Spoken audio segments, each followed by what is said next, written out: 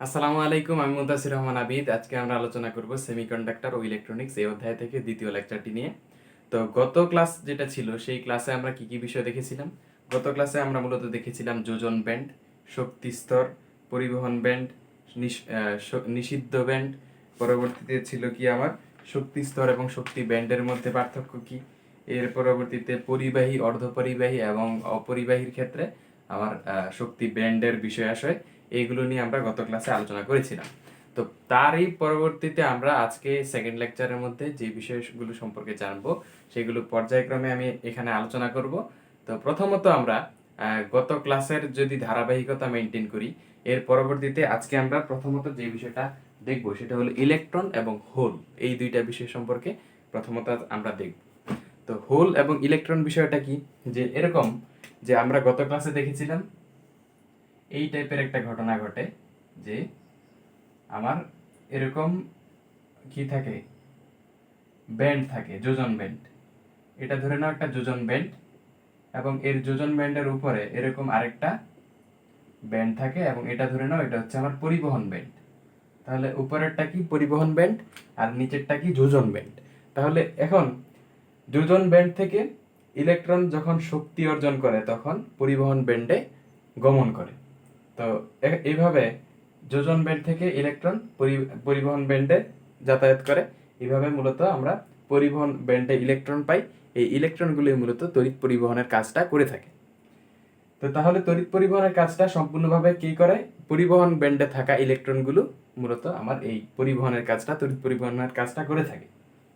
তো ধরে নাও যে এরকম যোজন ব্যান্ডের একটা ইলেকট্রন হলো এটা, এই ইলেকট্রনটা কি করলো, এখান থেকে এই জায়গায় চলে গেল। যোজন ব্যান্ডের একটা ইলেকট্রন পরিবহন ব্যান্ডে চলে গেল। তার মানে এই ইলেকট্রনটা কি কারণে চলে গেল? তড়িৎ পরিবহনে অংশ নেওয়ার জন্য। তো এখানে একটা ইলেকট্রন যে এখান থেকে চলে গেল, তখন এই জায়গার মধ্যে একটা ফাঁকা জায়গা তৈরি হলো না? ইলেকট্রনটা যে বর্তমানে এর অবস্থানটা যে এই জায়গার মধ্যে, মানে এখান থেকে এটা চলে গেল, এখানে একটা ফাঁকা জায়গা তৈরি হলো, এবং এই ফাঁকা জায়গাটাকে বলা হয় হোল। ঠিক আছে? তার মানে দেখো, এই হোলটা মূলত কি? হোলটা নির্দেশ করে আমার নেগেটিভ চার্জের অভাব। তার মানে আমরা বলতে পারি নেগেটিভ চার্জের অভাব মানে কি? Positive charge. তার মানে হোলটা হলো আমার পজিটিভ, আর ইলেকট্রন যেটা সেটা নেগেটিভ। সেটা তো আমরা সবসময় জানি, ইলেকট্রনটা হলো নেগেটিভ আর আমার হোলটা হলো পজিটিভ। তো হোল বিষয়টা কি? এটাই যে ইলেকট্রনটা যখন একটা মানে যোজন ব্যান্ড থেকে পরিবহন ব্যান্ডে চলে যায়, তখন যে ফাঁকা স্থান তৈরি হয় বা যে নেগেটিভ চার্জের যে অভাব সৃষ্টি হয় তাকে বলা হয় হোল। তো হোল এবং ইলেকট্রন, যেটা ইলেকট্রন তো সংজ্ঞা দেওয়ার প্রয়োজন নেই, ইলেকট্রন সম্পর্কে অ্যাজ ইউজুয়াল যেটা জানতা সেটাই।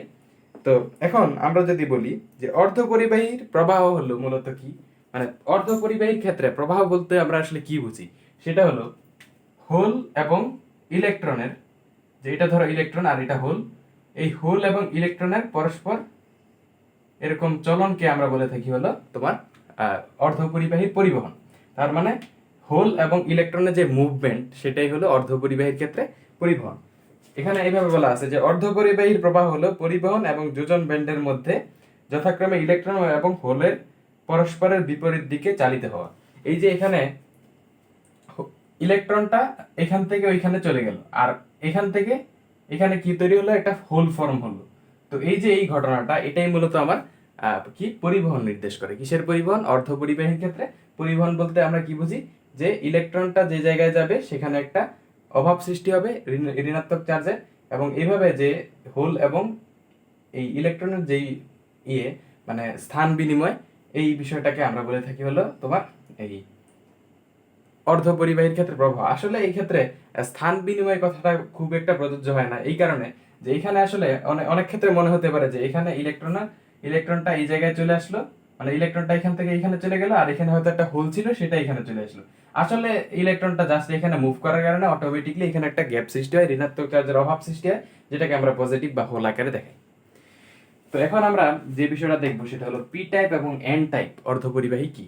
তো পি টাইপ মানে হলো পজিটিভ টাইপ এন্ড অর্ধপরিবাহী বা সেমিকন্ডাক্টর, আর এন টাইপ হলো নেগেটিভ টাইপ অর্ধপরিবাহী। তাহলে পি টাইপ এবং এন টাইপের মধ্যে তফাৎটা দেখবো এখন। পি টাইপ এবং N type, P type versus N type, এই দুইটার মধ্যে আমরা এখন তফাৎটা দেখবো যে এই দুইটার মধ্যে আসলে তফাৎটা কি। তো প্রথমত আমরা পড়েছিলাম ইন্ট্রিনজিক এবং এক্সট্রিনজিক সেমিকন্ডাক্টর সম্পর্কে। তো এক্সট্রিনজিক সেমিকন্ডাক্টরের বেলায় আমরা কি বলেছিলাম যে এক্ষেত্রে আমার যেই মানে একদম পিওর ভাবে চিন্তা করলে, যে আমরা যদি জাস্ট একটা সেমিকন্ডাক্টর চিন্তা করি, যে ধরো এরকম যে আমার গ্রুপ 4-এর যে সব মৌল, সেই সব মৌলগুলো কিন্তু সাধারণত তোমার মানে কি বলে, এই তোমার হয়ে থাকে, এই সেমিকন্ডাক্টর হয়ে থাকে। তো গ্রুপ 4 যেটা, গ্রুপ 4-এর মৌলগুলো কি সেমিকন্ডাক্টর। তো গ্রুপ 4-এর সাথে তাহলে গ্রুপ 4-এর মৌল কোনগুলো, এই ধরো সিলিকন, জার্মেনিয়াম, এগুলো হলো তোমার গ্রুপ 4-এর মৌল। তো এদের সাথে তুমি চাইলে কি করতে পারো, যে আমরা এখন বলছি যে এক্সট্রিনজিক বানাবো। তো এক্সট্রিনজিক বানাতে হলে আমরা চাইলে কিন্তু দুইটা কাজ করতে পারি। এক নাম্বার কাজ হলো আমরা কি ত্রিযোজী, মানে 3 যোজনী আছে এরকম ত্রিযোজী মৌল ডোপিং করতে পারি, ডোপিং করতে পারি। আবার চাইলে কি করতে পারি, পঞ্চযোজী, 5 যোজী বা পঞ্চযোজী মৌল চাইলে আমরা ডোপিং করতে পারি। এভাবে আমরা এক্সট্রিনজিক সৃষ্টি করতে পারি। তো এক্সট্রিনজিক সৃষ্টি করার উদ্দেশ্যটা কি, সেটা হলো আপেক্ষিক রোধের মান কমিয়ে আনা এবং পরিবাহকত্ব বা পরিবাহিতা বৃদ্ধি করা। তো এখানে ত্রিযোজী মৌলকে ডোপিং করলে যেই অর্ধপরিবাহীটা পাই সেটা হলো আমার কি পজিটিভ টাইপ বা পি টাইপ অর্ধপরিবাহী। আর যখন আমরা পঞ্চযোজী মৌল ডোপিং করি তখন যেটা পাই সেটা হলো এন টাইপ বা নেগেটিভ টাইপ অর্ধপরিবাহী। এখন এগুলো কিভাবে সৃষ্টি হয় সেটাই এখন দেখব। তো আমরা উদাহরণ হিসেবে যেটা নিব সেটা হলো জার্মেনিয়াম দিয়ে আমরা উদাহরণটা দেখাচ্ছি, বা সিলিকন দিয়ে দেখানো যেত। আচ্ছা, সিলিকন দিয়ে দেখাই, সমস্যা নাই। তো এটা ধরো একটা সিলিকন, এর পাশে থাকবে আরেকটা সিলিকন, এখানে থাকবে আরেকটা সিলিকন, এখানেও থাকবে আরেকটা সিলিকন। এইভাবে বিশাল একটা এরকম বৃহদাকার দৈত্যাকার অণু সৃষ্টি হবে। তো এগুলো দেখো, সিলিকনের বহিস্থ শক্তি স্তরে কয়টা ইলেকট্রন, 4টা ইলেকট্রন। এরকম ধরো যে 4টা ইলেকট্রন আছে। তো এরকম 4টা ইলেকট্রন, এবং এই সিলিকনেরও অবশ্যই 4টা ইলেকট্রন থাকবে। তার মানে ধরো এরকম এটারও 4টা ইলেকট্রন আছে, এরকম 4টা ইলেকট্রন, এর ক্ষেত্রেও 4টা ইলেকট্রন থাকবে। বহিস্থ শক্তি স্তরে, যোজ্যতা স্তরে 4টা ইলেকট্রন, এইভাবেও 4টা, এখানেও 4টা, এবং এর ক্ষেত্রেও 4টা ইলেকট্রন থাকবে। তো এই 4টা ইলেকট্রন যদি থাকে তাহলে এগুলোর মধ্যে যে বন্ড ফরমেশন হবে এগুলো হবে এরকম, যে এখানে একটা বন্ড ফরমেট হবে, মানে এখানে একটা বন্ড ফর্ম করবে, এখানে একটা বন্ড তৈরি হবে, এখানে একটা বন্ড তৈরি হবে, এখানে একটা বন্ড তৈরি হবে। একইভাবে অন্যান্য যেসব সিলিকন পরমাণু আছে তারাও তাদের পার্শ্ববর্তী যেসব সিলিকন পরমাণু আছে তাদের মধ্যে এরকম বন্ড বা বন্ধন গঠন করবে। তো বন্ধন গঠন করলে দেখো এর যে বহিস্থ শক্তি স্তর সিলিকনের বর্তমানে অষ্টক পূর্ণ আছে। তার মানে সাধারণত এটি কি অবস্থায় থাকে, অপরিবাহীর মতো আচরণ করে, কারণ এর অষ্টক পূর্ণ থাকে। তো এর তো ইলেকট্রন বিনিময়ের কোনো দরকার নাই। তার মানে এখান থেকে মুক্তজোড় ইলেকট্রন সৃষ্টি হয় না, ফলশ্রুতিতে আমরা এখান থেকে কোনো পরিবহনও পাই না। এবং যেটা বলা হয় পরম শূন্য তাপমাত্রায় অলমোস্ট এসব সিলিকন খণ্ড বা এইসব সেমিকন্ডাক্টর গুলো প্রায় অপরিবাহী বা অন্তরক বা কুপরিবাহীর মতো আচরণ করে। তো এখন আমরা এরকম একটা সিলিকন খণ্ড নিয়ে যখন চিন্তা করছি, তখন ধরো এই সিলিকনটা এখানে আমরা ধরো ডোপিং করছি, আমরা চাচ্ছি যে ত্রিযোজী মৌল ডোপিং করতে। ত্রিযোজী মৌল কিরকম, ধরো অ্যালুমিনিয়াম হলো একটা ত্রিযোজী মৌল, এর যোজনী হলো 3। আর পঞ্চযোজী মৌল যেটা, সেটাও আমরা অ্যাড করব। তো অ্যালুমিনিয়াম প্রথমত আমরা ত্রিযোজী মৌলকে যুক্ত করব। ধরো উদাহরণস্বরূপ আমরা অ্যালুমিনিয়ামকেই নিচ্ছি। অ্যালুমিনিয়ামকে যদি আমরা যুক্ত করি তাহলে বিষয়টা কিরকম হবে। আচ্ছা, আমরা ধরো এরকম দেখাই, যে একটু মুছে দিয়ে আবার একটু নতুন করে একই বিষয়টা। ধরো এরকম এখানে সিলিকন থাকবে, এরকম এটা একটা সিলিকন, এখানে সিলিকন, সরি এই যে মাঝখানে আমরা কি করব, অ্যালুমিনিয়াম ডোপিং করব। এটা ধরো অ্যালুমিনিয়াম, এখানে সিলিকন, এখানে সিলিকন, এখানে সিলিকন। তো সিলিকনের বহিস্থ শক্তি স্তরে কয়টা ইলেকট্রন আছে, এরকম 1টা 2টা 3টা। তো তার মানে এই সিলিকনের তো অবশ্যই 4টা ইলেকট্রন আছে। তো এখানে একটা বন্ড ফরমেশন হবে, এখানে আরেকটা বন্ড ফরমেশন হবে, এখানে আরেকটা বন্ড ফরমেশন হবে। এখন দেখো এই সিলিকনের কিন্তু একটা ইলেকট্রন আছে, মানে এরকম 4টা ইলেকট্রন আছে, কিন্তু অ্যালুমিনিয়ামের সাথে বন্ধন গঠন করতে পারছে না। কিন্তু অ্যালুমিনিয়াম দেখো, আবার অ্যালুমিনিয়ামের কিন্তু মানে অষ্টক পূরণ করার জন্য ইলেকট্রনের প্রয়োজন। তার মানে কি, অ্যালুমিনিয়ামের ইলেকট্রনের ঘাটতি আছে। যদি তার একটা ইলেকট্রন এই জায়গার মধ্যে থাকতো তাহলে এই ইলেকট্রনের সাথে বন্ধন গঠন করার মাধ্যমে এখানে আসলে তার অষ্টক পূরণ হয়ে যেত। তার মানে তার কি আছে, তার হলো একটা ইলেকট্রনের অভাব আছে। তার মানে কি, তার একটা ইলেকট্রনের অভাব আছে, বা আমরা পরোক্ষভাবে বলতে পারি এখানে একটা হোল আছে। তার মানে এরকম হোল সৃষ্টি হলো, হোল আছে। তো এই হোলগুলোর বিষয়টা কি, হোলটা হলো মূলত মূলত আমার পজিটিভ চার্জ ক্যারিয়ার। এরা কি আমার পজিটিভ চার্জ ক্যারিয়ার। তো এখন যখন দেখা গেল যে এই জায়গার মধ্যে একটা ইলেকট্রনের ঘাটতি আছে বা এখানে একটা হোল আছে, তখন কি করে যে এই ইলেকট্রনের ঘাটতি পূরণের জন্য ধরো কাছাকাছি অসংখ্য আরো সিলিকন পরমাণু থাকবে। তো সেসব সিলিকন পরমাণু থেকে কি হয়, ইলেকট্রন এখানে এই মানে এই ফাঁকা জায়গাটা পূরণ করে। ধরো এরকম একটা ইলেকট্রন এসে, মানে এই ইলেকট্রনটা ধরো এখানে এসে তোমার ফাঁকা জায়গাটা পূরণ করলো। এখন এই যে এখান থেকে ইলেকট্রনটা চলে গেল, তখন এই জায়গার মধ্যে আরেকটা ফাঁকা জায়গা সৃষ্টি হয়। তো সেই ফাঁকা জায়গা পূরণ করার জন্য আবার এখান থেকে আরেকটা ইলেকট্রন এসে এখানে আবার এই ফাঁকা জায়গাটা পূরণ করে। আবার ওইখান থেকে যেহেতু ইলেকট্রনটা চলে আসলো, তার মানে ওইখানে আবার একটা ফাঁকা জায়গা সৃষ্টি হচ্ছে। তখন আবার পার্শ্ববর্তী যে সিলিকন পরমাণু, সেই সিলিকন পরমাণু থেকে আরেকটা ইলেকট্রন এসে সেই ফাঁকা জায়গা পূরণ করে। তো এইভাবে দেখতে পাচ্ছ যে আমরা ফাঁকা জায়গা পূরণের উদ্দেশ্যে ইলেকট্রন আসলো, এবং ইলেকট্রন আসলে যেখান থেকে ইলেকট্রনটা চলে আসলো সেখানে একটা হোল সৃষ্টি হলো। এইভাবে হোলগুলো সম্পূর্ণ যে আমার, যদি একটা সেমিকন্ডাক্টরের মানে সিলিকন খণ্ড চিন্তা করো, সেই সিলিকনের ভিতরে সর্বত্রই আমরা এরকম হোল এবং ইলেকট্রনের এরকম স্থানান্তর দেখতে পাই। এবং এই যে হোল এবং ইলেকট্রনের যে স্থানান্তর তৈরি হলো, এর মধ্য দিয়ে আমার সিলিকন খণ্ডটা পরিবাহীর ন্যায় আচরণ করলো। কারণ কি, এখানে চার্জের ফ্লো হচ্ছে। হ্যাঁ, পজিটিভ এবং নেগেটিভ চার্জ মানে হোল এবং ইলেকট্রনের ফ্লো এর কারণে আমরা সিলিকনের মধ্যে পরিবাহিতা লক্ষ্য করছি। তার মানে এখানে আমরা কি বুঝতে পারলাম যে আমরা যখন ত্রিযোজী মৌল ডোপিং করলাম, তখন আমার যে ঘটনাটা ঘটলো যে সিলিকন পরমাণুটা পরিবাহীর ন্যায় আচরণ করলো। এবং দেখো, আসলে যদিও একে বলা হয় পি টাইপ অর্ধপরিবাহী, প্রকৃতপক্ষে আসলে পি টাইপ মানে কিন্তু পজিটিভ টাইপ অর্ধপরিবাহী, কিন্তু এই সিলিকন খণ্ডটা কিন্তু আলটিমেটলি আসলে আধান নিরপেক্ষই থাকে। যদিও পজিটিভ টাইপ বললে তুমি মনে করতে পারো যে এটা হলো ধনাত্মক চার্জ বিশিষ্ট হয়ে গেল, আসলে বিষয়টা এরকম না। দেখো, ক্রমান্বয়ে কিন্তু আমার এই যে হোলগুলো এবং ইলেকট্রনগুলো বিনিময়ের মাধ্যমে সামগ্রিকভাবে এই ব্যবস্থা বা এই সিস্টেমটাকে আসলে আধান নিরপেক্ষ বা তড়িৎ নিরপেক্ষ রাখে। সেটা হলো এখান থেকে জানার বিষয়। এবার ধরো আমরা যদি এক কাজ করি যে পঞ্চযোজী মৌল ডোপিং করি, তো তাহলে বিষয়টা কি ঘটবে। ধরো এরকম যে আমরা একটু মুছে দিয়ে আবার লিখি। এখন ধরো আমরা চাচ্ছি কি পঞ্চযোজী মৌল ডোপিং করতে। তো ধরো এরকম এখানে আমরা সিলিকন দিলাম, এখানে সিলিকন, এখানে সিলিকন, এখানেও সিলিকন, এখানেও সিলিকন, এখানে ধরো পঞ্চযোজী একটা মৌল দিলাম, সেটা হলো আর্সেনিক। আর্সেনিকের যোজনী কিন্তু 5। ঠিক আছে, তার মানে এখন আমরা উদাহরণ হিসেবে নিচ্ছি কি, ডোপিং করছি কার, আর্সেনিকের। তো আর্সেনিকের যোজনী যদি 5 হয়, তার মানে এখানে একটা ইলেকট্রন, এখানে একটা ইলেকট্রন, এখানে একটা ইলেকট্রন, এখানে একটা ইলেকট্রন, এগুলো পরস্পর এই সিলিকনের সাথে এইভাবে বন্ড ফরমেট করলো, মানে বন্ড ফর্ম করলো, এখানেও একটা বন্ড তৈরি হলো, এখানেও আরেকটা বন্ড তৈরি হলো, এখানে একটা সিলিকনের সাথে বন্ড তৈরি হলো, এখানে অতিরিক্ত উদ্বৃত্ত যেসব ইলেকট্রন আছে সেগুলো দিয়ে দিলাম। তো এভাবে ইলেকট্রন 3-4টা বন্ধন গঠনের পরেও ইলেকট্রনের মানে আর্সেনিকের আরো একটা ইলেকট্রন উদ্বৃত্ত থাকলো বা অবশিষ্ট থাকলো, তাহলে এটা কি একটা উদ্বৃত্ত ইলেকট্রন। তো এই যে ইলেকট্রনটা সৃষ্টি হলো, উদ্বৃত্ত ইলেকট্রন থাকলো, এভাবে এই ইলেকট্রনটা মূলত হলো আমার কি, মুক্ত ইলেকট্রন। এই মুক্ত ইলেকট্রনের ফ্লো এর মাধ্যমে আমার সিলিকন খণ্ডে কি হয়, পরিবাহিতা সৃষ্টি হয়ে থাকে। তো এটা ছিল আমার কি টাইপ, এটা হলো আমার পঞ্চযোজী মৌল ডোপিং করলাম, অর্থাৎ এটা হলো আমার নেগেটিভ টাইপ। এবং এই ক্ষেত্রেও নেগেটিভ টাইপটাও একইভাবে আধান নিরপেক্ষ।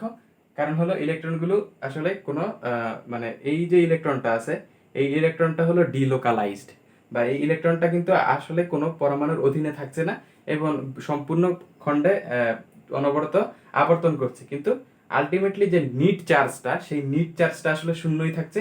অর্থাৎ আমার সিলিকন খণ্ডের মধ্যে আসলে কোনো তড়িৎ পরিবাহিতা সৃষ্টি হচ্ছে না। তো এখন পি টাইপ এন টাইপ দেখার পরবর্তীতে এখানে যদি আমরা একটু দেখি যে এই যে আমরা পি টাইপ এন টাইপের কথাটা বললাম, এই প্রতি ঘন সেন্টিমিটারে 10⁻17 সংখ্যক স্বাধীন ইলেকট্রন থাকে। এই যে আমি উদ্বৃত্ত ইলেকট্রনের কথা বললাম, এটার ব্যাপারে একটা থিওরিটিক্যাল কনসেপ্ট কি, যে প্রতি ঘন সেন্টিমিটারে এন টাইপ অর্ধপরিবাহীর ক্ষেত্রে 10⁻17টি ইলেকট্রন থাকবে। কতটি? 10⁻17টি। প্রতি ঘন সেন্টিমিটার এতটি কি থাকবে, ইলেকট্রন থাকবে, ইলেকট্রন থাকবে। ঠিক আছে, যদি আমরা আর্সেনিককে ডোপায়ন করি বা আর্সেনিককে ডোপিং করি। পরবর্তীতে আর কিছু বিষয়। আর আচ্ছা দেখো, এবার এন টাইপ অর্ধপরিবাহী যেটা এখন দেখলাম, এটার মধ্যে আমরা আসলে আমি একটা বিষয় এক্সপ্লেইন করিনি, সেটা হলো মেজর চার্জ ক্যারিয়ার। হ্যাঁ, তার মানে মুখ্য আধান বাহকটা কি? এই ত্রিযোজী মৌল যখন আমরা ডোপিং করেছিলাম, তখন সেক্ষেত্রে আমার প্রধান আধান বাহক ছিল হোল। ঠিক আছে, প্রধান আধান বাহক কে ছিল? হোল ছিল, হোল। প্রধান আধান বাহক কে ছিল? হোল। প্রধান আধান বাহক কে ছিল? হোল। ঠিক আছে। আর পঞ্চযোজী মৌল যখন আমরা ডোপিং করলাম, তখন প্রধান আধান বাহক কে? সেটা হলো ইলেকট্রন। আর ত্রিযোজী মৌল যুক্ত করার সময় আমার মুখ্য এটা হলো আমার কি? মুখ্য ইলেকট্রন বাহক। ঠিক আছে, এটা হলো হোলটা হলো আমার মুখ্য ইলেকট্রন বাহক। আর ওই ক্ষেত্রে আমার যেটা হলো আমার কি? পঞ্চযোজীর ক্ষেত্রে ইলেকট্রনটা হলো আমার মুখ্য ইলেকট্রন বাহক। তো পরবর্তীতে আমরা যদি এখন যে বিষয়টা দেখব, সেটা হলো আমার যেটা হলো পিএন জাংশন ডায়োড, সেই বিষয়টা দেখব। তো সেই বিষয়টা দেখার আগে আমরা এখানে যদি আরো কোনো গুরুত্বপূর্ণ বিষয় আছে কিনা সেটা একটু দেখি। আচ্ছা, একটা বিষয় বলি যে এই ক্ষেত্রে দেখো, আমি ত্রিযোজীর ক্ষেত্রে দেখানো উচিত ছিল যে আমার এখানে জাস্ট যে ওই আগের ক্ষেত্রে দেখেছিলাম কি হোলটা তৈরি হয়, এবং হোলটা কি হয়? হোলটা হলো এক স্থান থেকে আরেক স্থানে যাচ্ছে কিভাবে? ওই ইলেকট্রন এসে এখানে জায়গা পূরণ করছে, ফলশ্রুতিতে ওই জায়গার মধ্যে একটা হোল সৃষ্টি হয়ে যাচ্ছে। তো ওইখানে কি জাস্ট শুধু হোলই আছে? অবশ্যই না, ওইখানে কিছু ইলেকট্রনও তৈরি হয়, এবং এই ইলেকট্রনগুলো সৃষ্টি হয়। এই ক্ষেত্রেও যখন আমরা নেগেটিভ টাইপ নিয়ে কাজ করি, তখনও কি হয়? আমরা যখন একটা নির্দিষ্ট তাপীয় অঞ্চলে আমরা কাজটা করি, বা আমরা যেই জায়গার মধ্যে এক্সপেরিমেন্টটা দেখছি সেই জায়গার একটা কক্ষ তাপমাত্রা থাকে, ওই কক্ষ তাপমাত্রায় কি হয়? কিছু পরিমাণ বন্ধন বিয়োজিত হয় এবং হোল এবং ইলেকট্রন সৃষ্টি হয়। তার মানে এখানে আসলে যদিও বলছি উদ্বৃত্ত ইলেকট্রন, তো এখানে একটা মাইনর চার্জ ক্যারিয়ার থাকবে। ঠিক আছে, এটা ইলেকট্রনটা হলো আমার মেজর চার্জ ক্যারিয়ার, এছাড়াও মাইনর চার্জ ক্যারিয়ারও কিছু থাকবে। মানে এরকম কিছু হোলও সৃষ্টি হবে কিভাবে? এরকম এই ধরনের কিছু বন্ধন ভেঙে গিয়ে আমার কিছু হোল সৃষ্টি হবে, যদিও ইলেকট্রনও সৃষ্টি হবে, কিন্তু মানে পাশাপাশি আমি বলতে চাচ্ছি যে এখানে জাস্ট শুধু ইলেকট্রন থাকবে না, আমার কিছু হোলও সৃষ্টি হবে। এবং একদম সেম গোস ফর এই পঞ্চযোজী মৌল। এই পঞ্চযোজী মৌলের ক্ষেত্রেও এই হোলের পাশাপাশি কিছু ইলেকট্রনও সৃষ্টি হবে। ঠিক আছে, আর ওই ক্ষেত্রে পঞ্চযোজী মৌলের ক্ষেত্রে মাইনর চার্জ ক্যারিয়ার হবে আমার ইলেকট্রন, আর মেজর চার্জ ক্যারিয়ারের ক্ষেত্রে কি হবে? আমার হোল। আর এই ক্ষেত্রে কি মেজর চার্জ ক্যারিয়ার হলো আমার ইলেকট্রন। ও, আর এক্ষেত্রে আর পঞ্চযোজীর ক্ষেত্রে আর কি যেটা হলো মাইনর চার্জ ক্যারিয়ার, সেটা কি? সেটা হলো আমার হোল। আর ওইটার ক্ষেত্রে হলো হোল হলো মেজর চার্জ ক্যারিয়ার, আর মাইনর চার্জ ক্যারিয়ার হলো আমার ইলেকট্রন। তো এটা দেখার পরবর্তীতে আমরা যদি এখন দেখি যে এখানে দেখো, এই যে আর্সেনিক কি করে? ইলেকট্রন দান করে। দেখো, ইলেকট্রনটা কিন্তু সে দান করলো, তার মানে কি? সে হলো একটা ডোনার। ঠিক আছে, সে কি একটা দাতা বা ডোনার। আর আমরা দেখেছিলাম ইয়ের ক্ষেত্রে, এই যেটা হলো আমার অ্যালুমিনিয়াম বা ত্রিযোজী মৌলের ক্ষেত্রে দেখেছিলাম সে ইলেকট্রন গ্রহণ করে, তার মানে সে হলো মূলত অ্যাকসেপ্টর বা গ্রহীতা। ঠিক আছে, আর সে কি দাতা বা ডোনার। তো পরবর্তীতে এখানে আসলে থিওরিটিক্যাল আর কোনো বিষয় এখানে দেখতে পাচ্ছি না। অ্যালুমিনিয়াম পরমাণুকে গ্রহীতা বলা হয়। আচ্ছা, ঠিক আছে, ঠিক আছে। আচ্ছা, আচ্ছা, এর পরবর্তীতে আমরা যে বিষয়টা দেখবো এখন, সরাসরি চলে যাই, সেটা হলো আমার পিএন জাংশন ডায়োড। তো পিএন জাংশন ডায়োডের বিষয়টা যদি আমরা দেখি, যে এখানে আসলে ঘটনাটা কি? এরকম ধরো একটা সিলিকন ক্যালাস বা জার্মেনিয়াম ক্যালাসে দুইটা অংশকে যদি দুই ভাবে ডোপায়ন করা হয়, মানে একটা অংশকে যদি পজিটিভ টাইপ ডোপায়ন করা হয়, মানে পি টাইপ তৈরি করা হয়, আরেক সাইড যদি নেগেটিভ টাইপ তৈরি করা হয়, তখন ঘটনাটা কিরকম ঘটে? যে ধরলাম যে আমরা এরকম একটা বড় বড় একটা খণ্ড নিলাম, সিলিকন খণ্ড। এই সিলিকন খণ্ডের মধ্যে আমরা এক সাইডে কি করলাম, যে এরকম ধরো যে এই সাইডে আমরা কি নিলাম? পি টাইপ নিলাম। এখানে হলো আমার কি? P type. আর এখানে নিলাম নেগেটিভ টাইপ। তো এখানে যদি পি টাইপ নেই আর এখানে যদি নেগেটিভ টাইপ নেই, তাহলে এখান থেকে একটা বিষয় চিন্তা করো, যে এখানে আমার কি হবে? পি টাইপ মানে কি? পি টাইপ মানে হলো পজিটিভ টাইপ। তো পজিটিভ টাইপটা আসলে কিভাবে সৃষ্টি হয়েছিল দেখো তো। আমরা যখন ইয়েটা হোলের ক্ষেত্রে দেখেছিলাম, হোলের ক্ষেত্রে মূলত আমরা পি টাইপটা পেয়েছিলাম। হ্যাঁ, যখন আমরা ত্রিযোজী মৌল ডোপিং করেছিলাম, তখন পি টাইপ অর্ধপরিবাহী সৃষ্টি হয়েছিল। তার মানে এখানে কি থাকবে, আমার হোলের সংখ্যা থাকবে বেশি, এরকম হোল হোল থাকবে, এরকম হোল, এভাবে হোল থাকবে, এভাবে কি থাকবে, হোল থাকবে। আর এর ক্ষেত্রে ইলেকট্রন কি থাকবে, এখানে ইলেকট্রন থাকবে বেশি, এরকম ইলেকট্রন থাকবে, অসংখ্য ইলেকট্রন থাকবে, এরকম অসংখ্য ইলেকট্রন থাকবে। এখন কথা হলো, এখানে যে জাস্ট শুধু ইলেকট্রন থাকবে তা না, এর সাথে সাথে কিছু হোলও থাকবে। কি কারণে থাকবে, আমি কিছুক্ষণ আগে বলেছিলাম যে তাপীয় বিয়োজনের ফলে কিছু পরিমাণ বন্ধন ভেঙে এরকম কিছু হোলও সৃষ্টি হয়ে যায়। এবং এই ক্ষেত্রেও শুধু হোল থাকবে না, পাশাপাশি কিছু ইলেকট্রনও থাকবে, ঠিক আছে? তো পাশাপাশি কিছু ইলেকট্রনও থাকবে, কিন্তু হোলের পরিমাণ বেশি থাকার কারণে কিন্তু আমরা একে পি টাইপ বলে থাকি। এবং এই ক্ষেত্রেও কথা সেম, যে এখানে আমরা ইলেকট্রনের পরিমাণ বেশি পাওয়ার কারণে আমরা একে নেগেটিভ টাইপ বলে থাকি, ঠিক আছে? তো এখন এটা হলো পি টাইপ আর এটা হলো এন টাইপ। তো এই দুইটাকে যখন আমরা পাশাপাশি রাখলাম তখন আমরা পিএন জাংশন ডায়োড পেলাম। মূলত পিএন জাংশন ডায়োডটা কি, এই দুইটার মধ্যবর্তী যেই মানে স্পর্শতল, সেই স্পর্শতলটাকে বলা হয় পিএন জাংশন ডায়োড।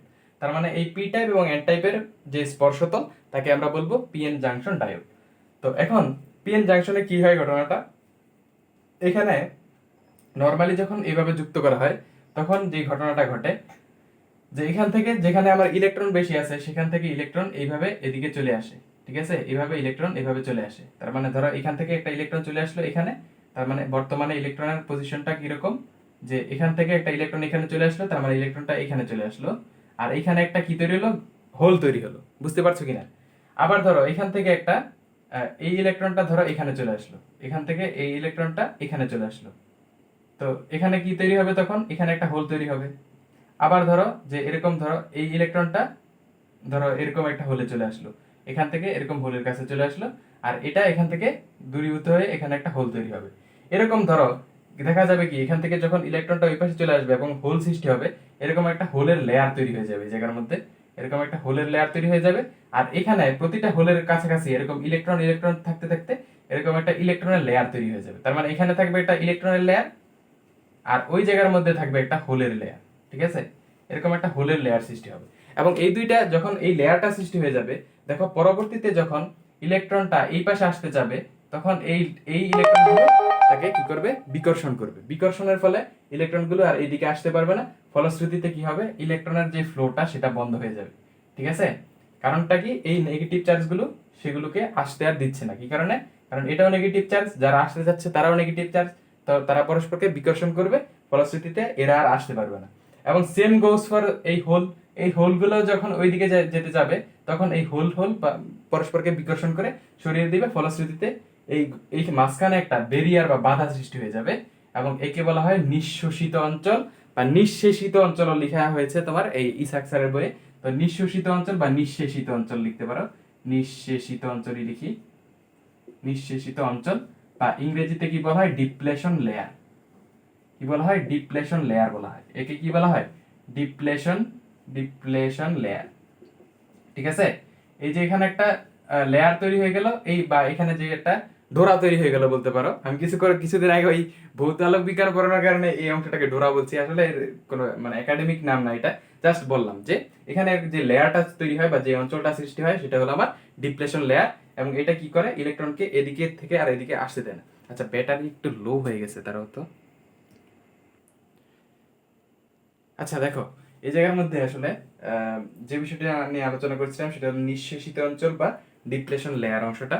তো ডিপ্লেশন লেয়ার যেটা, সেটা কি এখানে সৃষ্টি হবে এবং এই যে চার্জের যে প্রবাহ সেই প্রবাহটাকে বাধাগ্রস্ত করবে। তো এখন আমরা যদি এরকম বাধাগ্রস্ত হয়ে যায় তাহলে তো আমার আসলে ইলেকট্রন ফ্লো হবে না এবং ফলশ্রুতিতে তড়িৎ প্রবাহ তৈরি হবে না। এবং ঘটনা যেটা ঘটে, এই যে লেয়ারটা, এই লেয়ারের মধ্যে একটা ভোল্টেজ ডিফারেন্স তৈরি হয়ে যায়, এর মাঝখানে কি হয়, একটা বিভব পার্থক্য সৃষ্টি হয়। এখন এই বিভব পার্থক্যের যে ব্যারিয়ারটা বা এখানে যে একটা বিভবের যে বাধাটা আছে, সেই বাধাটা যদি আমরা কোনোভাবে দূর করতে পারি তখন আমরা আসলে ইলেকট্রনের ফ্লোটা পাবো তথা তড়িৎ প্রবাহ পাবো। কিন্তু এরকম পরিবেশ সৃষ্টি হয়ে গেলে আসলে আমাদের কাছে আর কিছু করার থাকে না। পরবর্তীতে আমরা যে কাজটা করি সেটা হলো এখানে একটা তড়িৎ কোষ যুক্ত করে দিই, এরকম একটা তড়িৎ কোষ যুক্ত করে দিই, এরকম একটা তড়িৎ কোষ যুক্ত করে দিই। এখন তড়িৎ কোষ আর তড়িৎ ব্যাটারির মধ্যে তফাৎটা কি, কোষ যেটা সেটা হলো কালেকশন অফ ব্যাটারি, তার মানে একটা তড়িৎ কোষ সৃষ্টি হয় কয়েকটা ব্যাটারির সমন্বয়। তো এটা কি, একটা তড়িৎ কোষ। তো এই তড়িৎ কোষ যখন যুক্ত করবা, তো এটা দুই ভাবে যুক্ত করতে পারো, চাইলে পি টাইপের সাথে ব্যাটারির পজিটিভ টাইপ যুক্ত পজিটিভ অংশ যুক্ত করতে পারো, আর নেগেটিভের সাথে এন টাইপ যুক্ত করতে পারো, আবার উল্টা ঘটনা ঘটাতে পারো যে পি টাইপের সাথে কোষের নেগেটিভ সাইড এবং এন টাইপের সাথে কোষের পজিটিভ সাইড যুক্ত করতে পারো, এবং এর উপর ভিত্তি করে আমরা ফরওয়ার্ড বায়াস এবং রিভার্স বায়াস নামে দুইটা কনসেপ্ট পেয়ে থাকি। তো সেটাও অবশ্যই বলবো সম্মুখী যোগ এবং বিমুখী যোগ বিষয়টা কি। তো প্রথমত আমরা এখন এই ক্ষেত্রে দেখি যে ধরো এটা যদি পজিটিভ চার্জ হয় তাহলে কি ঘটনাটা ঘটবে, এটা যদি পজিটিভ অংশ হয় ব্যাটারি তাহলে সে কি করবে, হোলগুলোকে এদিকে ঠেলবে, ঠিক আছে, হোলগুলোকে এদিকে ঠেলবে, তাহলে হোলগুলো এদিকে মুভ করবে, কারণ কি পজিটিভ পজিটিভকে বিকর্ষণ করে, তার মানে এই পজিটিভটা এই হোলগুলোকে ওইদিকে ঠেলবে অর্থাৎ বিকর্ষণ করবে। আর এই যে নেগেটিভ অংশটা কি করবে, এই নেগেটিভ গুলোকে এদিকে বিকর্ষণ করবে, তার মানে এই নেগেটিভ গুলোকে এইভাবে বিকর্ষণ করবে, এদিকে বিকর্ষণ করবে, এইভাবে বিকর্ষণ করবে। তো এই বিকর্ষণের ফলশ্রুতিতে যে ঘটনাটা ঘটবে যে এই দুইটা অংশই একদম চেপে আসতে আসতে এই আমার ডিপ্লেশন লেয়ারটাকে কমিয়ে দিবে, তার মানে ডিপ্লেশন লেয়ারের যে বেধটা বা এর যে প্রস্থটা সেই প্রস্থটা কমে যাবে। কি কারণে, এরকম দুই সাইড থেকে আসা ইলেকট্রন এবং হোলের বা চাপের ফলে এভাবে আমার ডিপ্লেশন লেয়ারটা আস্তে আস্তে ক্রমে সংকুচিত হয়ে যাবে। এবং যখন ইলেকট্রন লেয়ারটা ক্রমে সংকুচিত হয়ে যাবে এবং সামহাও যদি আমরা এই লেয়ারটাকে একদম নেগলিজিবল করতে পারি, তখন আমার কি হবে, এখান থেকে ইলেকট্রন এসে এখানে এখানে হোলগুলোকে পূরণ করবে এবং সেই জায়গার মধ্যে একটা হোল সৃষ্টি করবে। আবার এখান থেকে ইলেকট্রন এসে এখানে একটা এখানে করে মানে এসে এরকম হোল পূরণ করে আস্তে আস্তে যে ঘটনাটা ঘটবে সেটা হলো আমার তড়িৎ প্রবাহটাকে চলমান রাখবে। তো তড়িৎ প্রবাহটা আমরা এখান থেকে পেয়ে যাব কিভাবে, এটাকে বলা হয় কি, এই প্রক্রিয়াটাকে বলা হয় ফরওয়ার্ড বায়াস, ঠিক আছে, একে কি বলা হয়, সম্মুখবর্তী ঝোঁক বা ফরওয়ার্ড বায়াস, একে কি বলা হয়, ফরওয়ার্ড বায়াস, ঠিক আছে, এটাকে বলা হয় সম্মুখবর্তী ঝোঁক বা ফরওয়ার্ড বায়াস। এবং এটার যেই মানে রিভার্স যে বিষয়টা সেটা হলো এরকম যে ধরো আমার কাছে একইভাবে এরকম কি আছে, যে এটা হলো আমার এই মাঝখানে ধরো এটা হলো আমার ডিপ্লেশন লেয়ার, এই ডিপ্লেশন লেয়ারের এই সাইডে এরকম আমার এরকম হোল থাকবে, আর এইখানে কি থাকবে, আমার এখানে থাকবে হলো আমার ইলেকট্রন। এখন আমরা যদি এইভাবে একটা তড়িৎ কোষ যুক্ত করি যে এটা হলো আমার ব্যাটারির ঋণাত্মক প্রান্ত, এটা হলো ধনাত্মক প্রান্ত, এই ধনাত্মক প্রান্তের সাথে আমরা এন টাইপকে যুক্ত করলাম, এন টাইপ, আর ধনাত্মক প্রান্তের সাথে পি টাইপকে মানে ঋণাত্মক প্রান্তের সাথে আমরা পি টাইপকে যুক্ত করলাম, ঠিক আছে। তো এখন এরকম যদি ঘটনা ঘটায় তাহলে কি হবে, এটা হলো নেগেটিভ চার্জ, তাহলে সে কি করবে, এই ইলেকট্রনগুলো এই হোলগুলোকে কি করবে, নিজের দিকে আকর্ষণ করবে, তার ফলে এই মুভমেন্টটা হবে এদিকে, ইলেকট্রনগুলো মানে হোলগুলো এদিকে চলে আসবে, হোলগুলো কি করবে, এদিকে চলে আসবে, এবং এই পজিটিভ চার্জটা ইলেকট্রনগুলোকে আকর্ষণ করবে, ফলশ্রুতিতে ইলেকট্রনগুলো এদিকে চলে আসবে আকর্ষণের ফলে। তো এই আকর্ষণের ফলে যদি ইলেকট্রনগুলো এইদিকে চলে আসে তাহলে মাঝখানে যে ডিপ্লেশন লেয়ারটা বা যে বাধার স্তরটা সেটা কি হবে, আরো বড় হয়ে যাবে, এরকম আরো বড় হয়ে যাবে। তো এখন প্রশ্ন চলে আসে যে সেক্ষেত্রে কি আমার আসলে ইলেকট্রনের ফ্লো আমরা পাবো কিনা। এই ক্ষেত্রে তো দেখলাম যে তড়িৎ প্রবাহ হয়েছে, কি কারণে, ওই ডিপ্লেশন লেয়ারটাকে এরা কমিয়ে এনেছে, ফলশ্রুতিতে ইলেকট্রনগুলো এখান থেকে ওইদিকে যেতে পেরেছে এবং হোলগুলো এখানে এসে পরস্পর মানে মানে হোল এবং ইলেকট্রনের বিনিময়ের ফলে আমরা তড়িৎ প্রবাহ পেয়েছিলাম। কিন্তু এই ক্ষেত্রে আসলে আমরা তড়িৎ প্রবাহটা পাই কিন্তু খুবই নেগলিজিবল অ্যামাউন্টে। কি কারণে, দেখো প্রথমত তো মনে হতে পারে যে এখানে আসলে কোনো তড়িৎ প্রবাহ সৃষ্টি হয় না, কিন্তু একটা বিষয় লক্ষ্য করো যে আমরা কিন্তু দেখেছিলাম যে পি টাইপের মধ্যেও কিছু পরিমাণ ইলেকট্রন থাকে, ঠিক আছে, এই ইলেকট্রনটা থাকে, তো সেই ইলেকট্রনগুলোকে কি করবে, এই এই নেগেটিভ অংশটা বিকর্ষণ করবে, ফলশ্রুতিতে এগুলোর মুভমেন্ট হবে এদিকে, এদিকে যেতে যেতে সেগুলো কি করবে, যদি ডিপ্লেশন লেয়ারটাকে অতিক্রম করতে পারে তাহলে ওই পাশে চলে যাবে, ফলশ্রুতিতে আমার কি হবে, ওইখানে যেই আমার ইয়েগুলো আছে এরকম হোলগুলো আছে সেই হোলগুলো পূরণ করবে, ফলশ্রুতিতে আমরা কিছু পরিমাণ তড়িৎ প্রবাহ পাবো, কিন্তু এটা হবে খুবই সামান্য পরিমাণে। কি কারণে, এখানে আমার ডিপ্লেশনের বেধটা খুবই বেড়ে গিয়েছে, যার ফলে আমরা কম পরিমাণ তড়িৎ প্রবাহ পাবো। এক্ষেত্রে যদি আমরা তড়িৎ পরিবহনের পরিমাণটা পাই মিলি অ্যাম্পিয়ার এককে, এই ক্ষেত্রে আমরা তড়িৎ প্রবাহের যে মানটা সেটা পাবো মাইক্রো অ্যাম্পিয়ার এককে। তার মানে বুঝতে পারছো এখানে আমরা তড়িৎ প্রবাহের মানটা পাবো বেশি, এই ক্ষেত্রে তড়িৎ প্রবাহটা পাবো তুলনামূলকভাবে কম। তো এখন আমরা পিএন জাংশনের বিষয়টা দেখলাম, তো পরবর্তীতে আমরা এখন যে বিষয়টা দেখব সেটা হলো ভিআই লেখচিত্র, হ্যাঁ, ভোল্টেজ বনাম তড়িৎ প্রবাহের যে লেখচিত্র সেটা। তো সেটা দেখার আগে আমরা একটু ডায়োডের যে চিত্রটা বা যে প্রতীকটা সেটা যদি দেখি, এরকম হয় ডায়োডের প্রতীকটা, এরকম, এটা হয় হলো ডায়োডের প্রতীক, ঠিক আছে। তো এখানে নেগেটিভ অংশ কোনটা, এটা আর পজিটিভ অংশ কোনটা, এটা। ঠিক আছে। এবং যখন ইলেকট্রনটা মানে যেটা বলা হয় কি তড়িৎ প্রবাহটা যদি পজিটিভ থেকে নেগেটিভের দিকে যায়, তাহলে আমরা কি করি, তখন আমার এই ডায়োডটা কি হয়, অন থাকে। ঠিক আছে। যখন ইলেকট্রনটা মানে তড়িৎটা পজিটিভ থেকে নেগেটিভের দিকে যায়, তখন আমার ডায়োডটা অন থাকে। আর যদি মানে অল্টারনেটিভ ঘটনাটা ঘটে, মানে ইলেকট্রন যদি তড়িৎ প্রবাহটা নেগেটিভ থেকে পজিটিভের দিকে আসে, তাহলে অটোমেটিকলি আমার এই ডায়োডটা কি করে, সেটাকে অফ করে দেয়, মানে এই ফ্লোটাকে বন্ধ করে দেয়। ঠিক আছে। এটা পরবর্তীতে লাগবে, এটা আজকের বিষয় না। তো আমরা এই এমনিতেই দেখলাম বিষয়টা, ডায়োডটা কি, ডায়োডের প্রতীকটা আমরা এখান থেকে একটু দেখে নিলাম। এখন আমরা ভিআই লেখচিত্রটা দেখবো। তো ভিআই লেখচিত্রটা একটু এঁকে নিই। আচ্ছা, তো দেখো এই যে এই দুইটা চিত্র আমরা মূলত এখানে এঁকে রাখলাম। তো এই চিত্র দুইটা মুছে ওই চিত্রটা আঁকা যেত, কিন্তু আসলে এই দুইটা চিত্রেরও প্রয়োগ আছে এই ক্ষেত্রে, তো সুতরাং আমরা এই অংশটা মুছলাম না। এখন তোমরা বইয়ের মধ্যে যে চিত্রটা দেখো, সেই চিত্রটা হলো এই চিত্র এবং এই চিত্র দুইটাকে সমন্বয় করে আঁকা হয়, কিন্তু ব্যাখ্যার সুবিধার্থে আমরা দুইটা চিত্রকে আলাদাভাবে দেখছি। তো প্রথমত এটা যেটা, সেটা হলো আমরা ফরওয়ার্ড বায়াসের ক্ষেত্রে ভোল্টেজ এবং ফরওয়ার্ড বায়াসের ক্ষেত্রে কি পরিমাণ কারেন্ট পাবো তার একটা লেখচিত্র আমরা ডান পাশে লিখেছি। এবং বাম পাশে যেটা লিখেছি সেটা হলো আমার রিভার্স বায়াসের ক্ষেত্রে ভোল্টেজ এবং যেটা হলো আমার রিভার্স কারেন্ট, সেটার মান মাইক্রো অ্যাম্পিয়ার এককে আমরা এইভাবে প্লট করে একটা এরকম একটা গ্রাফ পেয়ে থাকি। তো প্রথমত আমরা ব্যাখ্যায় যাব হলো প্রথমটা, যে এখানে আমরা যেটা দেখতে পাচ্ছি যে একটা নির্দিষ্ট পরিমাণ ভোল্টেজ দেওয়ার ফলশ্রুতিতেও আসলে আমরা প্রথম দিকে কোনো কারেন্ট পাচ্ছিলাম না। দেখো এইভাবে আমরা আস্তে আস্তে ভোল্টেজের মান বৃদ্ধি করছিলাম, কিন্তু আমরা আসলে আইএফ এর কোনো রিডিং পাচ্ছিলাম না। দেখো একদম ফ্ল্যাট লাইন, তার মানে আমরা জাস্ট ভোল্টেজ বৃদ্ধি করেছি, কিন্তু ভোল্টেজের তড়িৎ প্রবাহ কোনো মান আমরা পাচ্ছিলাম না। এখন এটার পিছনে কারণটা কি, দেখো এখানে একটা ভোল্টেজ ব্যারিয়ার ছিল, এখানে মাঝখানে এই যে আমার ডিপ্লেশন লেয়ার যেটা, সেখানে একটা ভোল্টেজ ব্যারিয়ার ছিল। এই ভোল্টেজ ব্যারিয়ারটা যতক্ষণ পর্যন্ত ভাঙা যাচ্ছিল না, ততক্ষণ পর্যন্ত আমরা ভোল্টেজ বৃদ্ধি করলেও আসলে কোনো তড়িৎ প্রবাহ পাচ্ছিলাম না। এবং এই ক্ষেত্রে আমরা তারই একটা রিপ্রেজেন্টেশন এখানে পাচ্ছি। পরবর্তীতে যখন আমরা ডিপ্লেশন লেয়ারটাকে হ্রাস করে ফেললাম বা এটাকে যখন আমরা নালিফাই করলাম, তখন আমরা যখন ভোল্টেজটা বৃদ্ধি করছি, তখন দেখো ভোল্টেজ বৃদ্ধির সাথে সাথে আমার আইএফ এর মানটাও কিন্তু আমরা পাচ্ছি। দেখো এই যে ভোল্টেজ যত বাড়াচ্ছি, তখন দেখো এই যে আইএফ এর একটা মান পাওয়া যাচ্ছে এরকম। তার পরবর্তীতে যখন বাড়াচ্ছি, তখন আইএফ এর এরকম একটা মান পাওয়া যাচ্ছে। এভাবে যখন বাড়াচ্ছি, তখন আইএফ এর একটা মান পাওয়া যাচ্ছে। এখানে যখন আসছি, তখন এরকম একটা আইএফ এর মান পাওয়া গেল। তার মানে আমরা ভোল্টেজ বৃদ্ধি করলে করলে আমরা তড়িৎ প্রবাহের একটা মান পাচ্ছি, এবং এটা কি সূচকীয় আকারে, যে সূচকীয় হারে আমরা ভোল্টেজ বৃদ্ধির ফলশ্রুতিতে আমরা ফরওয়ার্ড কারেন্টের একটা মান পাচ্ছি। এবং যে এই অঞ্চলটা, যে আমার যে ভোল্টেজের যে পরিসরটা, মানে যেই পরিসর থেকে, মানে এই যে বি থেকে যে পি পয়েন্টটাকে আমরা চিহ্নিত করলাম, এখানে যে ভোল্টেজের যে ডিফারেন্সটা বা এই যে এই নির্দিষ্ট যে পরিসরটা, এই পরিসরটাকে আমরা কি বলি, এর একটা সুন্দর নাম আছে তোমার। আচ্ছা আমি বলি এখানে আসলে নামটা কি, এখানে একে বলা হয় আসলে তোমার থ্রেশহোল্ড। কয়েকটা নাম আছে। এক নাম্বার হলো সূচন ভোল্টেজ বলা হয়, একে কি বলা হয়, সূচন ভোল্টেজ বলা হয়। এই বিপি এই অংশটাকে, এই ভোল্টেজের পরিসরটাকে। এর পরবর্তীতে ডাকা হয় থ্রেশহোল্ড ভোল্টেজ। একে কি কি নামে ডাকা হয়, থ্রেশহোল্ড ভোল্টেজ, সূচন ভোল্টেজ এবং কাটিং ভোল্টেজ, তিনটা নাম।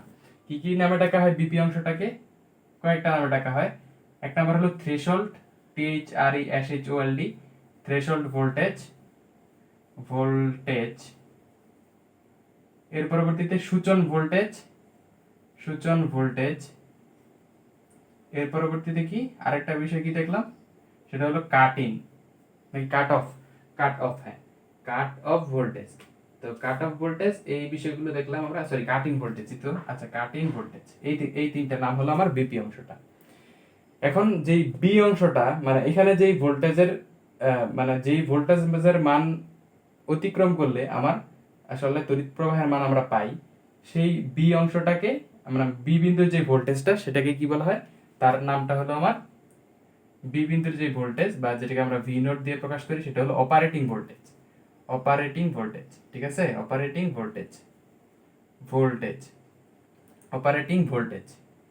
তো অপারেটিং ভোল্টেজ পরিমাণ বিভব পার্থক্য যদি আমরা দেই, তখন আমরা জাস্ট তড়িৎ প্রবাহের মান পাওয়া শুরু করি। এবং পি বিন্দু যেটা, পি বিন্দুর পরিসরে আমরা যখন এরকম একটা বিন্দু পাই, এর পরবর্তীতে সামান্য পরিমাণ বিদ্যুৎ মানে ভোল্টেজ বৃদ্ধিতেই আমরা তড়িৎ প্রবাহের মানটা ব্যাপক পরিমাণ বৃদ্ধি পাই, মানে বৃদ্ধিটা লক্ষ্য করে থাকি। তো তো এটা এই এই ঘটনাটা আসলে কোন জায়গায় ঘটে, যে আমরা যখন দেখি এখানে যে আমার মাঝখানে যে ব্যারিয়ারটা, ভোল্টেজ ব্যারিয়ারটা, এটা যখন ভেঙে যায় তখন মূলত আমরা এরকম একটা তড়িৎ প্রবাহের এরকম একটা বৃদ্ধি অঞ্চল আমরা পেয়ে থাকি। এখন আমি আমি তো কিছুক্ষণ আগে বলেছিলাম যে এখানেও আমার একটা এরকম ভোল্টেজ এরকম তৈরি হয়ে থাকে, মানে এখানেও আমরা একটা তড়িৎ প্রবাহ পেয়ে থাকি। এর পিছনে কারণটা কি? এর পিছনে কারণটা হলো যখন ডিপ্লেশন লেয়ারটা আস্তে আস্তে সংকুচিত হতে থাকে, তখন এখান থেকে কিছু ইলেকট্রন ওই পাশে আসলে যাওয়া আরম্ভ করে। ফলশ্রুতিতে আমরা আসলে এই অঞ্চলে এরকম একটা শক্তি অঞ্চল পেয়ে থাকি, মানে এরকম একটা তড়িৎ প্রবাহ অঞ্চল পেয়ে থাকি। এবং পরবর্তীতে যখন আমার এই ব্যারিয়ারটা ভেঙে যায়, তখন একদম খুব দ্রুত হারে এরকম আমার তড়িৎ প্রবাহের মানটা বৃদ্ধি পেয়ে যায়। তো এখানে আর কিছু বিষয় আসলে এখানে যদি আমরা একটু লক্ষ্য করি, এখানে আমার যে বিষয়টা বলা আছে সেটা হলো এই পি বিন্দু, যেটা এই পি বিন্দুটাকে বলা হয় নি ভোল্টেজ। ঠিক আছে, নি ভোল্টেজটা কি? যেই ভোল্টেজের মানের পরবর্তীতে যদি আমরা আরো ভোল্টেজ বৃদ্ধি করি, তখন মানে কি বলে, এই যে এই আমার তড়িৎ প্রবাহের মানটা একদম সহসাই বৃদ্ধি পেয়ে যায়। তখন ওই যে এই যে পি বিন্দুর ভোল্টেজটা, এই ভোল্টেজটাকে আমরা কি বলবো? এটাকে বলবো নি ভোল্টেজ। নি ভোল্টেজ বানানটা কিভাবে? এটা হলো আমার K N double E, K N double E voltage. ঠিক আছে, নি ভোল্টেজ, ভোল্টেজ বানান তো পারো, এই ভোল্টেজটা এখানে লিখে নিবা। এই পি বিন্দুর ভোল্টেজটা হলো আমার নি ভোল্টেজ। তো পরবর্তীতে আর কি বিষয় আছে এখানে দেখো তো, আর মোটামুটি যা আছে সেগুলো তুমি এখান থেকে পড়লে বুঝতে পারবা। আর বিপরীত ঝোঁকের বেলায় কি বলা আছে দেখো। এখন যদি আমরা বিপরীত ঝোঁকেরটা দেখি, যে বিপরীত ঝোঁকটা কি, এখন এটা দেখো মিলি অ্যাম্পিয়ার এককে, তার মানে কি আমরা এই ক্ষেত্রে আসলে কিছু পরিমাণ তড়িৎ প্রবাহ পেয়ে থাকি। কিন্তু এইখানে যেটা দেখো, এটা কিন্তু আমরা তড়িৎ প্রবাহগুলো কাউন্ট করছি মাইক্রো অ্যাম্পিয়ারে। কি কারণে মাইক্রো অ্যাম্পিয়ারের পরিমাপটা করছি? কারণ এই ক্ষেত্রে প্রবাহিত তড়িতের পরিমাণটা খুবই কম হয়ে থাকে, এজন্য আমরা মাইক্রো অ্যাম্পিয়ারটা ব্যবহার করি। মানে ছোট পরিমাপ করার জন্য কিন্তু আমরা মাইক্রো অ্যাম্পিয়ার এককটা ব্যবহার করি। তো সেই জন্য আমরা এখানে মাইক্রো অ্যাম্পিয়ার এককটা ব্যবহার করছি। তো এটা কি আই রিভার্স, আর এখানে আমরা ভোল্টেজ বাড়াচ্ছি, মানে রিভার্স ভাবে বাড়াচ্ছি অবশ্যই। তো রিভার্স ভোল্টেজ বৃদ্ধির ফলে দেখো একটা নির্দিষ্ট এরিয়া আছে, যে এই এতটুকু অঞ্চলে কি হলো, আমার এই ভোল্টেজ বৃদ্ধির সাথে সাথে আমার আই এর যে ভ্যালুটা, মানে তড়িৎ প্রবাহের মানটা বৃদ্ধি পেলো এবং আই নটে উপনীত হলো। এখন কি কারণে এখানে তড়িৎ প্রবাহ সৃষ্টি হলো? প্রথমত ইলেকট্রন মানে কি বলে, ভোল্টেজ রিভার্স ভোল্টেজ দেওয়ার সাথে সাথে তো আমার আসলে তড়িৎ প্রবাহটা পাওয়ার কথা ছিল না। কি কারণে? দেখো একটা জিনিস, এই জায়গার মধ্যে মূলত তড়িৎ প্রবাহটা সৃষ্টি হয়েছে কি কারণে? দেখো এখানে আমার যেই ইয়েটা ছিল, যে দেখো এখানে যেই তোমার ইলেকট্রন গুলো ছিল, এই যে দেখো আমি কিছুক্ষণ আগে দেখিয়েছিলাম, আবার একটু এই অংশগুলো একটু মুছে দিয়ে আমি একটু নতুন ভাবে আবার দেখাই যে এখানে কি বলতে চেয়েছিলাম। দেখো এরকম ধরো যে এটা মূলত কি তোমার, দেখো তো এই এই যে অংশটা পি টাইপ অর্ধপরিবাহীটা, এখানে কি থাকে? হোলের পরিমাণ বেশি থাকে কারের তুলনায়? ইলেকট্রনের তুলনায়। তার মানে এখানে যে ইলেকট্রন গুলো আছে সেগুলো কি এরকম ধরো ইলেকট্রন গুলো আছে, তো এই ইলেকট্রন গুলো কি করবে, যখন এই নেগেটিভ চার্জটা এখানে যুক্ত করা হবে, নেগেটিভ অংশটা, তখন আমার ইলেকট্রন গুলো এদিকে মুভ করবে। তো এখন এখান থেকে এখানে যে ঘটনাটা করবে, এই ডিপ্লেশন লেয়ার অতিক্রম করে এখানে হোলগুলোকে পূর্ণ করবে। ফলশ্রুতিতে আমরা একটা তড়িৎ প্রবাহ পাবো, এবং সেই তড়িৎ প্রবাহটাকে বলা হয় লিকেজ প্রবাহ। ঠিক আছে, লিকেজ তড়িৎ প্রবাহ। তার মানে এই অংশে তড়িৎ প্রবাহ সৃষ্টির পিছনে কারণটা হলো আমার লিকেজ তড়িৎ প্রবাহ। এই যে অতিরিক্ত যে আমার ইলেকট্রন গুলো ছিল পজিটিভ টাইপের এবং নেগেটিভ টাইপের যে হোল ছিল, এই হোল এবং আমার এই ইলেকট্রনের প্রভাবে আমার এরকম একটা তড়িৎ প্রবাহ এই অংশে একটা সৃষ্টি হয়েছে। পরবর্তীতে যখন আমার ইলেকট্রনগুলো মোটামুটি যতগুলো ইলেকট্রন ছিল সবগুলোই এখানে স্থানান্তরিত হয়ে তড়িৎ প্রবাহ সৃষ্টি করলো, পরবর্তীতে কিন্তু আমার আর ইলেকট্রন অবশিষ্ট থাকলো না। এবং সেই মুহূর্তে আমার কি হবে দেখো তো, আর আমি ভোল্টেজ এর একটা নির্দিষ্ট ভ্যালু পর্যন্ত যাওয়ার পরেও আমার দেখো আর তড়িৎ প্রবাহের মান বৃদ্ধি পায়নি। কি কারণে? এই ইলেকট্রনগুলো যেহেতু মুভ বার করতে পারছে না, তো এই কারণে আমার তড়িৎ প্রবাহের মান আর বৃদ্ধি পাচ্ছে না। এবং পরবর্তীতে যখন আমার একটা নির্দিষ্ট ভোল্টেজ অতিক্রম করলাম, তখন দেখলাম খুব দ্রুত, মানে এর পরবর্তীতে আরেকটু যখন বৃদ্ধি করলাম, দেখো এরকম একটা অঞ্চলে আবার আমার তড়িৎ প্রবাহটা হালকা বৃদ্ধি পাওয়া শুরু করলো। এবং একটা নির্দিষ্ট রেঞ্জ পর্যন্ত ভোল্টেজ যাওয়ার পরবর্তীতে সামান্য একটু ভোল্টেজ বৃদ্ধিতেই দেখো কিরকম আমার এই যে তড়িৎ প্রবাহের মানটা একদম দ্রুত বৃদ্ধি পেয়ে গেল। এবং এই অংশটার যে ভোল্টেজের ভ্যালুটা, সেটাকে বলা হয় ব্রেকডাউন ভোল্টেজ বা বলা হয় জেনার ভোল্টেজ। জেনার ভোল্টেজ কি কারণে বলা হয়? কারণ বিজ্ঞানী জেনার সর্বপ্রথম এই বিষয়টা লক্ষ্য করেছিলেন যে এরকম একটা বিন্দু আছে, যে বিন্দু পরবর্তীতে ভোল্টেজ বৃদ্ধি করলে খুব দ্রুত আমার ইলেকট্রনের মানে এই রিভার্স ভোল্টেজের রিভার্স যে কারেন্টটা সেটার মানটা বৃদ্ধি পেয়ে যায়। এখানে আরো দেখো কিছু বিষয় বলা আছে, যে এখানে একটা টার্ম পরিচিত করা দেওয়া আছে যে reverse saturation current. Reverse saturation কারেন্টটা কি এখান থেকে আমি বলে দিচ্ছি, যে আই নট কারেন্টকে বিপরীত সম্পৃক্ত কারেন্ট বা ক্ষরণ কারেন্ট বা লিকেজ কারেন্ট বলে। দেখো এখানে কয়েকটা নাম বলা আছে। এই আই নট যেটা, এই কারেন্টের কয়েকটা নাম আছে, কি বলা হয়? Reverse saturation current. এটার একটা নাম কি? Reverse saturation current. একটা নাম হলো ক্ষরণ কারেন্ট এবং লিকেজ কারেন্ট। এই আই নটের কয়েকটা নাম বলা আছে, যে রিভার্স স্যাচুরেশন কারেন্ট, ক্ষরণ কারেন্ট এবং লিকেজ কারেন্ট, এইগুলো হলো এর নাম। এবার যদি আমরা দেখি যে আদর্শ ডায়োডটা কি। হ্যাঁ, আদর্শ ডায়োড বলতে আমরা আসলে কি বুঝবো? আদর্শ ডায়োডটা হলো এরকম ডায়োড যেটা আমার যখন হলো আমার কি করে, এই যে ডায়োডটার ক্ষেত্রে আমরা সম্মুখী যোগ যখন দেখব, যদি সম্মুখী যোগের ক্ষেত্রে যদি দেখি যে এটা প্রায় পরিবাহীর মতো আচরণ করবে, মানে সম্মুখী যোগের ক্ষেত্রে যেটা পরিবাহীর মতো আচরণ করবে, এবং যেটা হলো আমার এই এই যেটাকে বলা হয় বিমুখী যোগের ক্ষেত্রে অন্তরকের ন্যায় আচরণ করবে, এরকম ডায়োডকে বলা হয় আদর্শ ডায়োড। তাহলে আদর্শ ডায়োডটা কি করবে? সেটা হলো আমার সম্মুখী যোগের সময় পরিবাহীর ন্যায় আচরণ করবে, এবং বিমুখী যোগের সময় আমার অপরিবাহী বা অন্তরকের ন্যায় আচরণ করবে। এরকম যে ইয়েটা, যে এই ডায়োডটা, সেই ডায়োডকে বলা হয় আদর্শ ডায়োড। ঠিক আছে? তো এবার যে বিষয়টা দেখবো সেটা হলো গতীয় রোধ। গতীয় রোধ বিষয়টা কি? সেটা হলো অ্যাপ্লিকেবল আমার ইয়ের ক্ষেত্রে। এই যে এখানে এরকম একটা ওহমের সূত্রের মতোই, যে এখানে আমি একটু পরে দেই যে কি বলা আছে, যে পিএন জাংশনে বহিস্থ ভোল্টেজ প্রয়োগ করা হলে, মানে এই যে আমরা বাইরে থেকে যে ভোল্টেজটা প্রয়োগ করছি, যে এই ক্ষেত্রে যে আমরা ভোল্টেজটা প্রয়োগ করছি, এই ভোল্টেজ প্রয়োগ করা হলে তড়িৎ প্রবাহের যে প্রতিবন্ধকতা সৃষ্টি হয় তাকে গতীয় রোধ বলে। মানে এই ভোল্টেজ প্রবাহ যদি সৃষ্টি করলেও আমরা যে রোধটা মানে এই গতীয় বাধা সৃষ্টি হয়, মানে ইলেকট্রন মুভিং এর জন্য যে বাধাটা সৃষ্টি হয় তাকে বলা হয় গতীয় রোধ। এবং গতীয় রোধ নির্ণয়ের সূত্র হলো আর equal to del V divide by del I. আচ্ছা, গতীয় রোধ সমান কি? সূত্রটা লিখি। গতীয় রোধ ইকুয়াল রোধ, এটা কি দ্বারা প্রকাশ করা হয়? আর দিয়ে প্রকাশ করা হয়। ইকুয়াল টু কত? Del V divided by del I. তো এটাই হলো কাইন্ড অফ তোমার ওই যে ওহমের যে সূত্রটা, সেটা থেকে আর ব্যতিক্রম কিছু না, এরকমই আর কি। ভি ইকুয়াল টু আমরা দেখেছিলাম আই আর, সেখান থেকে আর সমান ভি বাই আই। তো এই টাইপের একটা ইকুয়েশন মূলত আমরা এখানেও পেয়েছি, সেটা হলো গতীয় রোধের সমীকরণ। তো এতটুকু ছিল মূলত আমার আজকের ক্লাস। এর মধ্যে দিয়ে আমরা সেমিকন্ডাক্টরের যে দ্বিতীয় অংশটা সেটা দেখলাম। পরবর্তীতে আমরা নেক্সটে আরো বিষয় সম্পর্কে আলোচনা হবে। তো দেখার জন্য সবাইকে ধন্যবাদ। আসসালামু আলাইকুম।